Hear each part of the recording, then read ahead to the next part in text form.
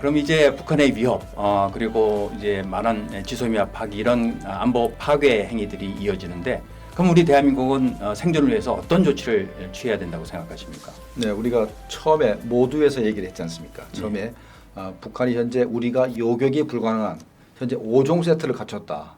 요격이 불가능하다는 얘기는 우리 국민이 그냥 북한의 자비에 의해서 이제 생존하고 있는 거죠. 선의에 의해서. 선의에 의해서 예, 우리가 생존하고 있는 예, 것인데 예. 그렇게 우리가 계속 살아갈 수는 없지 않습니까? 아마 이런 상황이 계속되면 주한미군도 스스로 위험 때문에 철수한다 소리가 나올 겁니다. 이런 그런 군사적인 불균형을 막기 위해서는 우리도 핵을 보유해야 된다. 왜? 방어가 불가능이면 우리도 공격 능력을 갖춰서 군사적인 균형을 갖추는 게 우리의 기본 원리 아니겠습니까? 그렇습니다. 그래서 우리도 핵을 보유해야 되는데 핵 보유 방안은 세 가지입니다. 첫 번째가 우리가 이제 91년도에 한반도 비핵화 공동선언이 있기 전에 우리 한국 땅에 주한미군이 전술 핵탄두를 많이 가지고 있었죠. 그게 이제 한반도 비핵화 공동선언이 있으면서 이제 나가게 됩니다. 그래서 우리가 현재 북한의 핵 사용을 억제하려고 그러면 전술핵을 재배치하는 것이 이제 첫 번째 방법입니다. 근데 만약에 미군이 한반도에다가 전술핵을 바로 갖다 놓기가 힘들다면은 한국과 미국, 일본이 괌까지 전진 배치되어 있는 미국의 전술핵을 공유할 수 있는 핵 공유 협정을 맺으면 됩니다. 이 부분에 있어서는 지난 7월 달에 미국 국방대학의 영관급 장교들이 그 보고서를 쓴 게 있습니다. 예, 핵 공유 보고서를 이제 예. 썼죠. 네, 썼습니다. 그 보고서에 의하면은 일단 한국과 일본, 미국의 F-35 전투기가 그다가 핵을 장착할 수 있는 소프트웨어를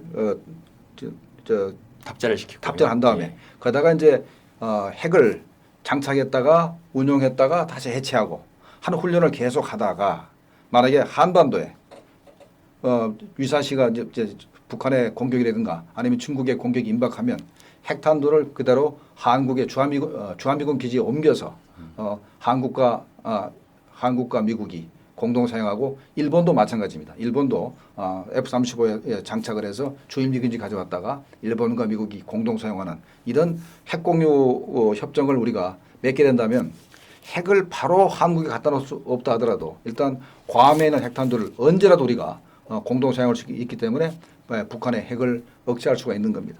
그런데 만약에 미국이 우리가 전술핵을 한반도에 전진 배치해달라고 요구해도 말 안 들어주고 핵공유 협정도 만약에 미국이 안 들어준다면 그럼 우리가 갈 수 있는 길은 독자적 핵무장밖에 없습니다.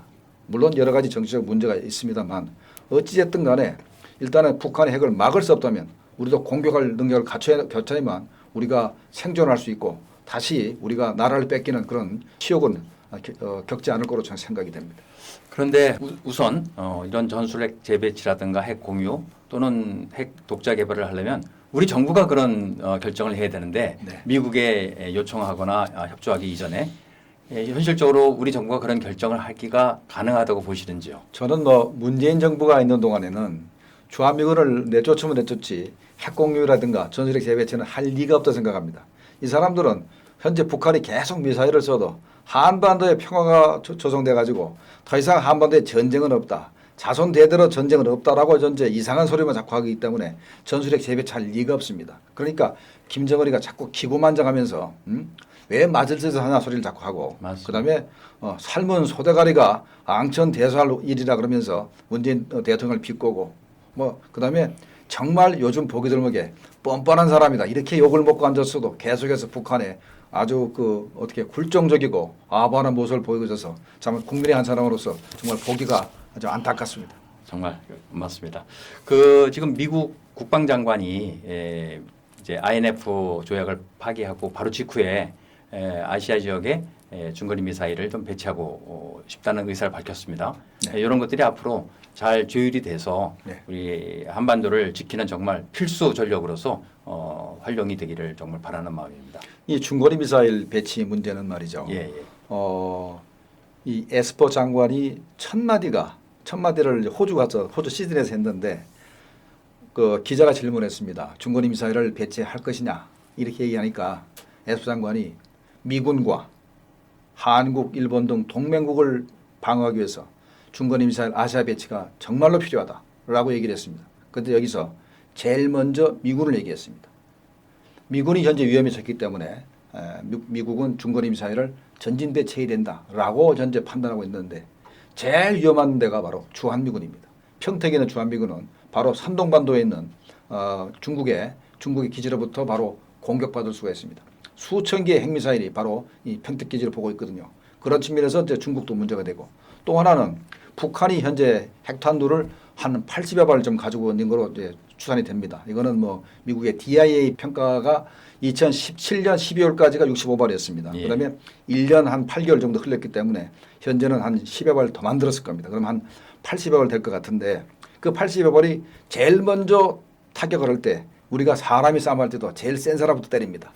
그러니까 한국보다는 미군이 세니까 예. 주한미군부터 때릴 겁니다. 그러면 미군은 현재 북한군의 핵탄두의 제1차 타격 목표가 됩니다. 그렇기 때문에 미국 입장에서는 이런 그 북한의 타격을 막기 위해서는 좀 사거리가 긴 지대지 미사일이 필요한데 중거리 미사일이 바로 500km부터 5,500km인데 중국 타격하려면 한 뭐 1,500km, 2,000km면 되고 예. 북한 타격에도 한 800km는 돼야 됩니다. 우리도 800km짜리 미사일을 가지고 있듯이 예. 북한 내륙까지 타격하려면 800km짜리 미사일이 있어야 되는데 미국은 에이테킴스 300km짜리밖에 없습니다. 그렇다면은 미국 입장에서는 한국 정부에다가 북한을 타격하고 중국을 타격할 수 있는 미사일을 배치를 요구하는 것은 당연한 요구입니다. 당연한 요구 아닙니까? 그렇습니다. 북한 내륙까지 예. 때리려고 하면 예. 800km짜리 필요하잖아요. 그게 중거리 미사일이거든요. 그 미사일을 배치하겠다는데 그걸 반대하면 그 나라에 군대를 주둔할 필요가 있겠습니까? 자, 우리는 문재인 정부는 찬동할 리가 없어요. 근데 우리 대주장이나 장군의 소리에서 계속 주장을 해야 됩니다. 중거리 미사일을 반드시 배치해야 된다라고 주장을 해야 되는 것이 아까 우리가 핵을 보유하는 방법 세 가지를 얘기했는데 중거리 미사일이 들어오게 되면 저절로 핵탄두가 따라 들어올 거로 저는 봅니다. 당연하겠죠. 예. 예. 처음에는 현재 상태에는 미국은 현재 중거리 미사일에 재래식 탄두만 장착하겠다고 이제 얘기를 하고 있으나 현재 중국이 핵으로 평택을 공격하려고 북한이 핵으로 평택을 공격하려고 그러는데 미군이 거다가 재래식 탄두만 가지고 북한과 중국을 견제할 방법이 없습니다. 그럼 당연히 핵탄두가 따라 들어오게 되면 우리 정부는 물론 문재인 정부가 아닌 정부입니다. 우리 정부는 좋다. 우리가 당신들 중거리 미사일 들어오는 거 허용해 줄 테니까 그 핵탄두 따라 들어오는 거 우리 핵 공유하자. 우리 같이 쓰자. 나토 식으로. 라고 하면은 아마도 미국이 중거리 미사일을 배치해야 되기 때문에 그때는 들어줄 겁니다. 그러면 우리는 일석이조가 되죠. 네, 핵 공유도 하고 미국의 이 미사일들이 북한의 핵탄두도 견제해 주니까 우리는 일석이조가 됩니다. 반드시 우리는 미국의 중거리 미사일을 한반도에 배치해야 된다고 생각합니다. 다음 대통령 선거에서 정말 올바른 대통령 후보가 네. 바로 밸런스 오브 뉴클리어 파워, 핵 전력의 균형을 선언하고 미국의 중거리 미사일을 한반도에 배치시키는 그런 노력이 반드시 필요하다고 봅니다. 네. 다음 질문은 이제 미북 비핵화 협상인데요. 네. 이것에 대해서 한번 전망을 해주시죠. 자, 미국과 그 북한 간의 비핵화 협상이 시작된 게 문재인 대통령이 북한의 비핵화 진정성이 있다 해서 시작된 겁니다. 그렇습니다. 그런데 트럼프 대통령이 북한과 김정은이하고 몇 번 만나서 이렇게 대화를 해보니까 비핵화 생각이 별로 없거든요, 북한이. 그럼에도 불구하고 트럼프 대통령은 현재 이 비핵화 회담 자체를 깨고 싶은 마음이 없어요. 내년 11월 달에 그렇죠. 재선을 위해서 어떻게 해서라도 회담을 이끌고 가지고 이게 북한이 더 이상 핵실험도 안 하고 ICBM을 쏘지 않아서 미국 국민들이 더 안전해졌다라는 선전을 계속해서 대선에 이겨야 되기 때문에 어떻게 해서라도 북한을 끌고 가려고 하는데 최근에 북한의 언술이 심상치 않습니다. 가장 최근에 두 가지 사례를 들면은 북한의 외무성 대변인声明이 있었죠. 거기에 뭐가 나오냐면 우리는 미국이 약속을 어기고 한미 군사훈련을 하고 그다음에 한국에다가 F-35 같은 살인 무기들을 자꾸 이렇게 전진 배치하고 있는데 우리 거기에 대해 참을 수가 없다. 그래서 이렇게 군사적 위협 속에서는 우리가 대화를 더 이상 할 흥미가 전혀 없다. 이렇게 얘기를 하고 있습니다. 그러면서 또 미국의 중거리 미사일 발사에 대해서도 얘기를 하고 있습니다. 아마도 미국이 이 사거리 500km짜리 이번에 쐈는데 500km짜리 완성이 되면 제일 먼저 평택에 올 가능성이 있으니까 북한이 여기도 신경을 좀 쓰고 있는데 바로 여기서 그렇다면 우리는 당신들하고 대화를 안 하겠다는 게 외무성 대변인 담화에 나온 겁니다. 바로 그 다음날 또 리용호 외무상이 또 담화를 발표했습니다. 외무상이 담화 발표할 일은 별로 없습니다. 거의 없습니다. 근데 이번에 외무상이 얘기를 했는데 뭐냐면 폼페오 장관만 끼어들면 미국과 북한 간의 대화가 잘 돼가다 깨진다. 대화의 해방꾼이다. 그래서 폼페오는 독초와 같은 사람이다. 자기 카운터파트입니다. 대화를 카운터파트한테 그러네요. 독초와 같다. 해방꾼이다. 이러면 앞으로 안 만나겠다는 얘기입니다. 이게 바로 리용호가 담화를 통해서 얘기를 한 거고 그러면서 이렇게 또 말을 있습니다. 미국이 대북 제재 따위로 우리와 맞서려고 한다면 그거는 큰 오산이다. 우리는 대화와 대결에 다 준비되어 있다. 이렇게 세게 나갑니다. 이거를 미국이 북한에 대해서 제시하고 있는 어떤 회담의 문턱 그러니까 해제를 안 하려고 하니까 제재를 해제시키겠다는 건 전략이 될 수도 있으나 중국의 지원 때문에 나름대로 현재 제재를 견딜 만한 힘이 생겼다고 저는 봅니다. 그래서 아마 장기적으로 가서 대화를 결렬시키고 완전히 파탄시키지 않습니다만 대화를 결렬시키면서 굉장히 길게 가려고 하는 거 아닌가라는 저는 생각이 듭니다. 좀 전에 이제 중국의 지원 말씀하셨는데 그 부분 좀 자세히 한번 설명해 주시죠. 어떤 중국의 지원이 있었길래 북한이 이 국제적인 제재에도 불구하고 계속 미사일을 쏘고 체제를 유지할 수 있는지 말씀입니다. 자, 일단은 크게 이제 큰 틀에서 두 가지입니다. 먼저 첫 번째부터 말씀드리면 중국이 지난번에 시진핑 주석이 6월 20일 날 북한에 왔었습니다. 북한에 와서 김정은과 이제 회담을 했습니다. 그 회담에서 몇 가지 약속했는데 첫 번째 식량 100만 톤을 주겠다. 쌀 80만 톤, 그다음에 옥수수 20만 톤을 주겠다는 약속을 했습니다. 북한이 뭐 통상 식량 생산량이 한 500만 톤 조금 넘습니다. 500한 20만 톤 되는데 만약에 100만 톤을 지원하면은 부족한 양이 한 2, 30만 톤 정도밖에 안 됩니다. 견딜만 하지요. 그러면 외부에 뭐 다른 도움은 필요 없는 겁니다. 먹는 문제에서는. 그다음에 돈 문제인데 현재 중국이 북한에 돈을 직접 줄 수는 없죠. 예. 그럼 뭐로 주느냐? 관광객을 보내는데 통상 북한과 중국 사이의 그 관광객이 중국인들이 보통 평양에 이렇게 들어오는 숫자를 보면은 10만에서 20만이었습니다. 통상 10만에서 20만인데 작년도에 120만 명이 됐고 120만으로 늘어났습니다. 깜짝 놀랐습니다. 저는 그 데이터를 보고 처음에 동그라미를 하나 잘못 친 줄 알았어요. 그렇군요. 네, 120만이 됐고 예. 그런데 앞으로 올해 약속을 했는데 6월 20일 약속을 했지 않습니까? 내년도에 500만 명으로 늘리겠답니다. 500만 명. 500만 명이 북한에 가서 그 대집단 체조 같은 거 보면은 집단 체조 굉장히 비쌉니다. 예. 제일 비싼 자리는 800유로. 오. 제일 싼 게 100유로쯤 돼요. 그러면 중간에 한 300유로 된다면은 그거 하나 보는데도 중국 사람들한테 300유로 뺏는 겁니다.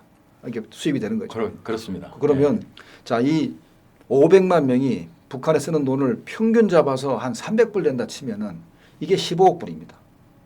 아까 식량을 100만 톤 준다는데 제가 그 대충 쌀은 한 톤당 600불, 옥수수는 300불 정도로 계산해서 해봐도 한 5억 5천만 불 됩니다. 합치면 한 21억 불 정도 더 되죠. 예. 북한이 연간 한 20억 불에 밖에서 돈이 수혈되면 체제가 유지됩니다. 체제가 유지돼요. 정상적일 때는 10억 불만 돼도 되는데 현재 위기 상황이기 때문에 20억 불 정도 필요해요. 수출이 워낙 안 되니까. 그럼 북한 체제가 유지가 되고 거기다가 우리가 간과한 게 있습니다. 이건 두 번째 얘기입니다. 북한이 돈이 고갈될 거라고 우리가 쭉 판단했어요. 국정원에서도 예, 판단했고 예. 외화가 고갈돼서 2018년 연말이면 돈이 고갈돼서 체제가 위기 상황에 갈 거다 했는데 멀쩡하지 않습니까? 그건 우리가 모르는 게 해킹을 하는 겁니다. 해킹. 우리 암호화폐라든가 이 블록체인 그 거래소를 해킹을 해서 2015년 12월부터 금년도 6월까지 3년 반에 걸쳐서 20억 불 정도의 그 외화를 해킹해서 수입을 올렸다라고 이제 유엔에서 이제 발표를 했습니다. 요거는 북한이 이렇게 못된 짓을 하는 게 유엔에 적발된 게 20억 불입니다. 그렇겠습니다. 예. 적발 안 된 게 있죠. 그래서 통상 보면 우리가 이 전문가들이 북한의 해킹 능력을 보고 하는 수법을 보니까 연간 한 10억 불 정도의 수입이 있었을 거로 추정을 하는데 그렇다면 블록체인이 굉장히 세상에 막 퍼진 건 시간이 얼마 안 됐지 않습니까? 예. 그래서 10억 불 정도의 추가 수입이 있었기 때문에 우리가 판단 미스를 했다. 북한이 아직도 연간 수입이 10억 불 정도 더 있다 그러면 조금 체제가 더 지속되는 시간이 더 길어질 거다 하는 판단. 거기다가 또 중국이 그렇게 지원을 해서 한 20억 불 정도의 돈을 또 추가로 주고 또 하나 빼먹었습니다. 원유를 하나 빼먹었는데 북한이 중국으로부터 원유를 받는 것은 중국의 경제개발 5개년 계획에 들어가 있습니다. 그 돈이 거기 들어가 있거든요. 들어가서 50만 톤씩 줍니다. 어떤 해는 한 50만 2, 3만 톤 되고 그 다음에는 48만 톤 되고 이렇게 왔다 갔다 하는데 왜 그러냐면 국제 원유값이 변하기 때문에 중국이 예산 확보 안 돼서 따라서 조금씩 이렇게 하지만 통상 보면 한 50만 톤씩을 공짜로 그냥 줍니다. 그런데 유엔 제재가 심해지고 하면서 또 그다음에 김정은이가 작년 3월 달에 첫 번째 북중 정상회담을 했어요. 그 이후로 원유 공급량이 2배로 늘지 않았나라는 보도가 여러 번 있었습니다. 물론 깊이 있게 우리가 알 수는 없으나 그 보도가 사실이라면 원유 문제에서도 북한이 통상 보면 원유 50만 톤에 정제유 50만 톤 하면 100만 톤이면 뭐 전투기도 날리고 동계훈련도 하고 그다음에 이제 뭐 어선이 이제 쓰기도 하고 자동차도 굴리고 다 돌아갑니다. 그러면 자 원유 공급하지 먹을 거 충분하지 관광객 500만이나 들어오지. 그럼 북한 체제 유지되는 거예요. 그러면 북한이 미국이 제재해봤자 소용없는 겁니다. 그래서 현재 북한과 중국, 러시아가 이렇게 하면서 미국을 괴롭히고 있는 겁니다. 그렇군요. 자, 그런데 이제 북한이 사거리 한 500~600km 장거리 미사일을 계속 올해만 해도 벌써 9회에 걸쳐 가지고 그렇죠. 이렇게 많이 쐈는데 통상 그 미사일 한 발 쏠 때마다 돈이 많이 들어갈 텐데 어느 정도로 추산을 하십니까? 그 미사일 가격이 이제 천차만별입니다. 이게 우리가 확실한 데이터를 가지고 있는 것은 80년대에 북한이 중동에다가 팔아먹은 스커드 미사일 값이 얼마냐 그 데이터를 가지고 있고 그다음에 이제 북한이 3,000km 사거리짜리 BM-25라 해서 무수단 미사일입니다. 그걸 이란에 팔아먹은 거 이란에 한 20발 정도 팔아먹었어요. 그때 그 값을 이제 데이터를 좀 가지고 있고 그다음에 이제 요거는 2000년대 초입니다. 2004년 그때 이제 팔아먹었고 그다음에 이제 90년대 초중반에 파키스탄에다가 노동 미사일을 이제 10발을 이제 팔아먹었습니다. 그때 이제 1억 5천만 불 주고 팔아먹었거든요. 그래서 이제 제작 기술까지 갔기 때문에 노동 미사일은 대개 한 1,000만 불 정도 되지 않나. 90년대 가격으로. 예. 지금은 많이 올랐습니다. 그렇겠습니다. 지금은 예. 그래서 통상 보면 요번에 미사일들은 미사일의 사거리가 길지 않기 때문에 다만 기술적으로 완성도가 높고 이스칸데르급은 값을 많이 받아야 되겠죠. 그래서 통상 보면은 이스칸데르급은 한 값을 많이 친다면은 재판들이니까 한 1,000만 불 될 거고 예. 그다음에 이제 방사포 정도야 그건 뭐 돈을 많이 못 받을 겁니다. 그건 한 50만 불이나 100만 불밖에 못 받을 겁니다. 그러면 우리가 평균 잡아서 북한이 쏘았던 18발을 한 500만 불 정도 계산한다 하더라도 이게 9천만 불입니다. 대개 한 1억 불 가까이 되니까 북한이 최근에 몇 달 사이에 벌써 현금 1억 불 정도 쓸 만큼 돈을 썼다. 그러니까 북한이 현재 경제적으로 어렵다고 하는 것이 말이 안 되고 또 식량이 부족하다는 소리도 거짓말입니다. 1억 불이면은 식량을 통상 한 1억 불이면 한 35만 톤, 한 40만 톤 정도 자겠네요. 북한 경제에 상당히 도움되는 정도로 그 정도의 양인데 그렇게 막 쏴대는 걸 봐서는 아직도 아마도 계속 쏠 겁니다. 왜냐하면 아직까지 초대형 방사포가 완성 안 됐기 때문에 몇 번 더 쏠 가능성이 있습니다. 그렇기 때문에 북한이 현재 돈이 궁하지 않은 것 같다. 그러니까 대북 식량 지원을 주장하는 현 정부의 생각은 잘못됐다는 생각이고 또 하나는 식량을 주는 것은 아쉬운 사람이 아쉽다고 얘기해 주는 겁니다. 식량이 부족하니까 달라. 그러면 우리가 장관급 회담을 좀 하자. 옛날에 노무현 정부 때, 김대중 정부 때 식량 얻어 먹으려면 온갖 조금 비굴한 표정을 저어가면서 장관급 회담을 했어요. 그렇죠. 베이징에서도 하고 뭐 여러 군데서 서울까지 내려와서 회담하고 그랬어요. 근데 저도 이제 그 북한 애들 만나 보면은 예. 회담 대표부터 밑에 쫄병까지 전부 다 저한테 질문이 쌀 줄 거냐 이거만 물어봅니다.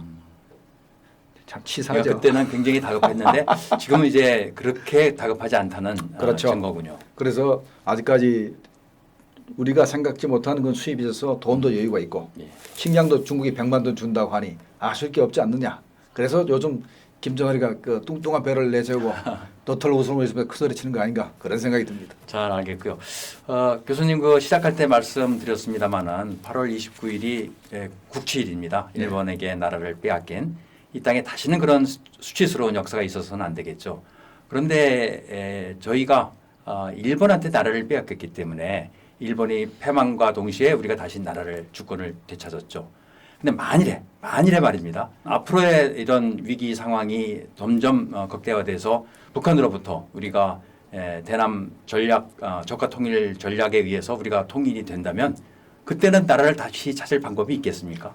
방법이 없죠. 예. 다 아마 김씨 나라가 되고 그래서 우리가 김정은이를 갖다가 뭐 어버이 수령으로 부르면서 살아야 될지 모릅니다. 그러니까 현재 이것이 그냥 단순한 가정이 아닙니다. 현재 문재인 정부가 우리 그 GP 철수를 하고 근데 전방에 있는 탱크 전시선 같은 것들 전부 다 이제 파괴를 하고 탱크 장애 대전차 장애물을 이제 파괴를 하고 있지 않습니까?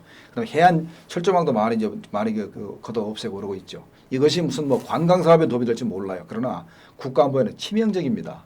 우리가 사실 뭐 대전차 장애물이 그게 뭐 필요가 있느냐 소리 하는 사람도 있는데 거기서 그래도 최소한 한 30분 정도는 우리가 시간을 벌 수도 있는 겁니다. 물론 뭐 그걸 더 시간을 짧게 잡는 사람도 있습니다. 어쨌든 간에 우리가 한 30분만 시간을 벌면 얼마든지 우리가 반격할 수 있는 기회를 잡을 수가 있는데 그게 자꾸 제거되고 있고 그다음에 또 하나는 북한이 벌써 김정은이가 2012년도 8월 달에 핵무기를 사용해서 일주일 만에 부산까지 점령하는 작전 계획을 짜라 그래서 작전 계획이 완성됐고 거기에 따라서 북한이 2015년도를 통일 원년으로 만들겠다는 작전 계획을 다 짜놨던 겁니다. 우리 그때 경험했지 않습니까? 예. 통일 원년 기억하시죠? 예, 현직 계시잖아요. 예. 그게 전부 다 핵무기를 사용해서 일주일 내에 한반도를 통일하겠다는 작전 계획을 짰는데 이게 만약에 문재인 정부가 저렇게 무방비 상태에 있다가 그냥 당해가지고 우리가 현재 정말로 세계에서 가장 자랑스러운 나라 민주화와 경제 발전을 다 이룬 이 아름다운 나라를 갖다가 북한 김정은 수중에 넘겨줄 수도 있기 때문에 우리가 정말로 경각심을 가져야 되는데 문재인 정부가 경각심이 없기 때문에 우리 국민들이라도 경각심을 가지고 이 정부에 대해서 계속해서 경고하고 또 우리가 광화문에 나가서 목소리를 크게 낼 필요가 있다는 생각이 듭니다. 그렇습니다. 우리 많은 국민들이 이 현 상황을 우려하는 것은 1973년 파리 평화협정이 맺어졌습니다마는 미군이 월남에서 철수하고 불과 2년 후에 1975년에 베트남이 공산화된 기억을 똑똑히 하고 있기 때문입니다. 바로 그러한 상황이 지금 대한민국 땅에서 진전되고 있고 더욱더 가속화되고 있는 것에 굉장한 경각심을 갖고 있습니다. 오늘 김정봉 교수님 나와주셔서 아주 좋은 말씀 많이 하셨고 우리 장군의 소리도 그렇고 바로 대한민국이 이렇게 안보 파탄이 되지 않도록 그래서 적과 통일이 되지 않도록 하기 위해서 이렇게 노력하는 것으로 생각합니다. 앞으로도 힘을 합쳐서 더 목소리를 내고 대한민국을 지키는 그런 보루가 되도록 약속을 드리겠습니다. 아유, 말씀만 들어도 정말 고맙습니다. 그리고 정말로 든든합니다. 감사합니다. 예, 네. 교수님 오늘 나와주셔서 감사드리고요. 장군의 소리 여기서 마치도록 하겠습니다. 네. 감사합니다. 네, 감사합니다.